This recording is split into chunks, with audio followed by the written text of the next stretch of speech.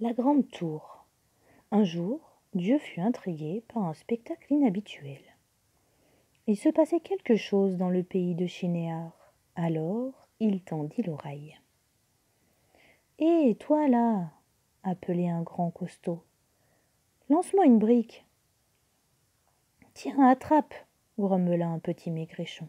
« Et toi, passe-moi cette hache-là. » Ils étaient venus du monde entier. Il y en avait des grands, des petits, des gros, des minces. Il y avait toutes sortes de gens. Et que faisaient-ils ?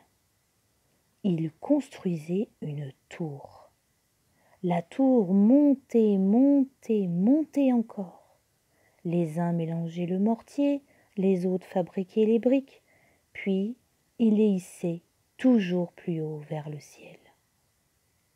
Que c'était long, que c'était dur.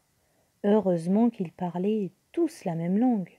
Au moins, ils pouvaient se comprendre. Dieu se pencha et tendit de nouveau l'oreille. Or, voici ce qu'il entendit.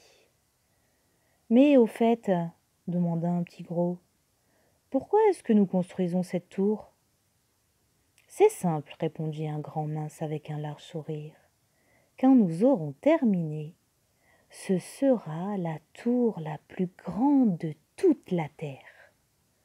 Quand les gens passeront devant, ils la regarderont avec admiration. Nous serons encore plus célèbres que le plus grand des rois.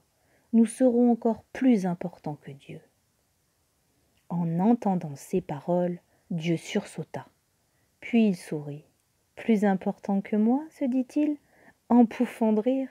C'est ce que nous allons voir. » Et c'est alors que Dieu décida de jouer un tour aux hommes, le premier tour de l'histoire du monde. Est-ce qu'il fit un geste spécial de la main ?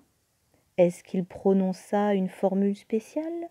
Ou bien est-ce qu'il lui suffit de penser la chose pour qu'elle se produise ? Personne ne le sait. Mais lorsque Dieu tendit l'oreille, la fois suivante, voici ce qu'il entendit. « Hé, toi là !» appelle le grand costaud. « Passe-moi du mortier. »« Fort tort !» grommela le petit maigrichon. « Orto, morceau, tobortol !»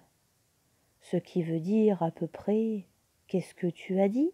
Je ne te comprends pas. » Dieu pouffa de rire à nouveau. Voilà qui l'amusait beaucoup. Alors, il continua de tendre l'oreille. « Excuse-moi, demanda le petit gros. Est-ce que tu peux me prêter ton marteau ? » Mais le grand mince ne comprenait pas un mot de ce qu'il disait. « Abdab, dit-il. Flabdab, agabal, ce qui veut dire à peu près. Qu'est-ce que tu dis ? Articule quand tu parles. » Et il en était ainsi partout sur la tour. Au lieu d'y avoir une seule langue, il y en avait tout à coup des centaines. Les ouvriers n'arrivaient plus à se comprendre.